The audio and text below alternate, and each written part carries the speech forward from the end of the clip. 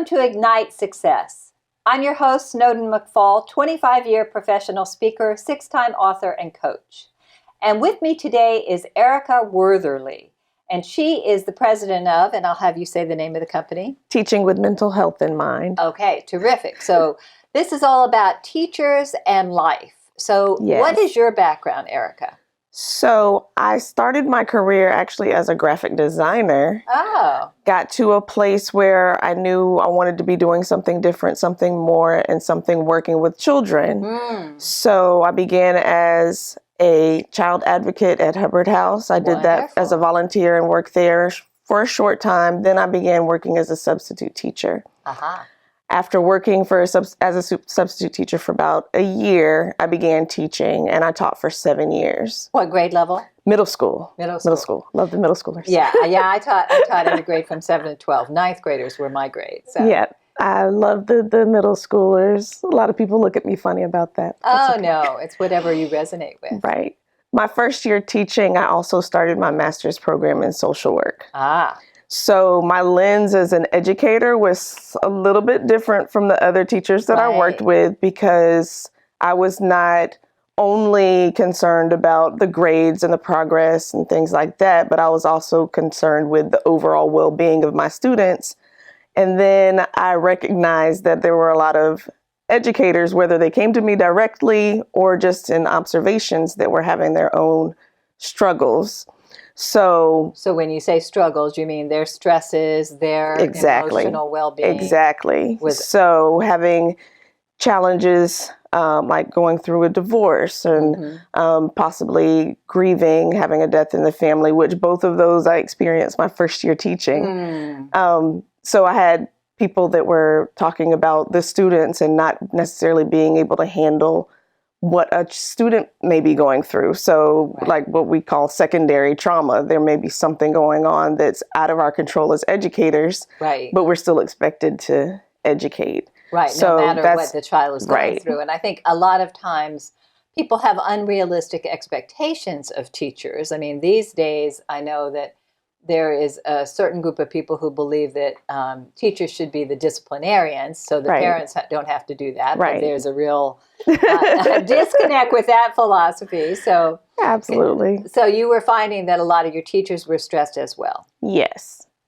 And that is what I've discovered over the years, a huge sentiment. A lot of people are focused on self-care. In my opinion, self-care is wonderful, but until you identify all of the stresses, self-care is kind of like spinning your wheels. That's right. You feel good in the moment. You maybe even feel good for a few days, but until you eliminate or reduce or even just deal with whatever may be causing the stresses, then the self-care won't have a lasting effect. Right. So you have to find the underlying cause. Right.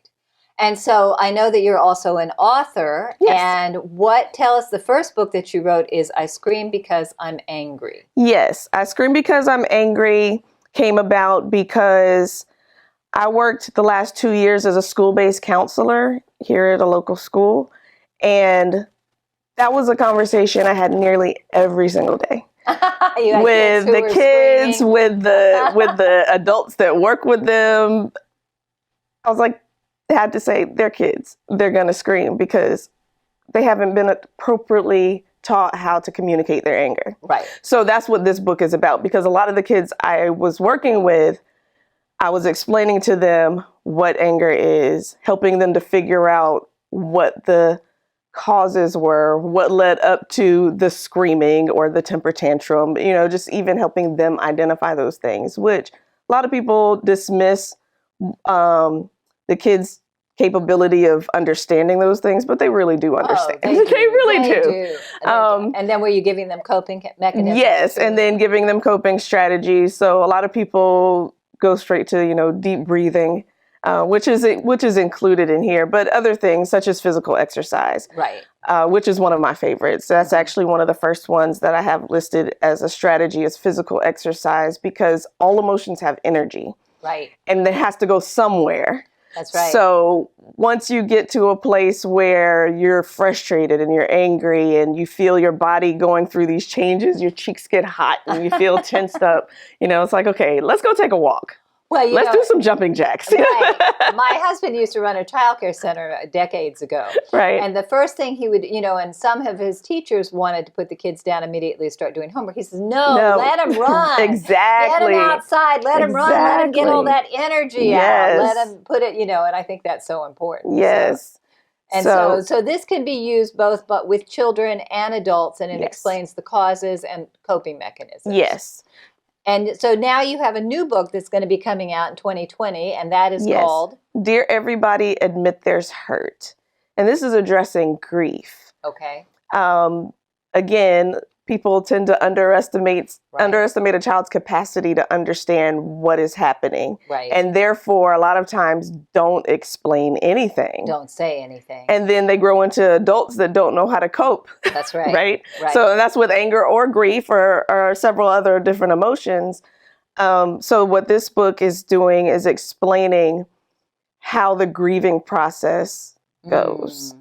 For children and on a level that they can understand. So, yes, this person is gone. Yes, it's going to hurt. Yes, you're going to be sad. Yes, you're going to cry at random times. Right, exactly. It can, there's no time limit. You can't let people, people can't just say, oh, you should be over that by now. You don't. Everybody's different. There's no specific timeline. That's right. There are times you'll feel angry. There are times you'll feel happy, when you have some good memories. So this book goes through there, and it also includes strategies as well to cope with grief.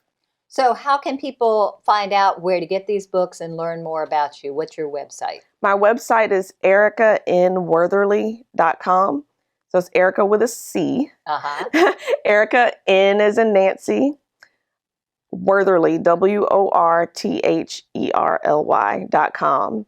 And the books will be, I Scream Because I'm Angry is already available on Amazon, and this one will be on Amazon as well, as including other outlets such as Barnes & Noble, Books A Million, other online retailers. Wonderful. Well, thank you for the wonderful work you're doing. I appreciate it. I know that children and adults in schools especially will appreciate having these tools. Thank you. Thank you.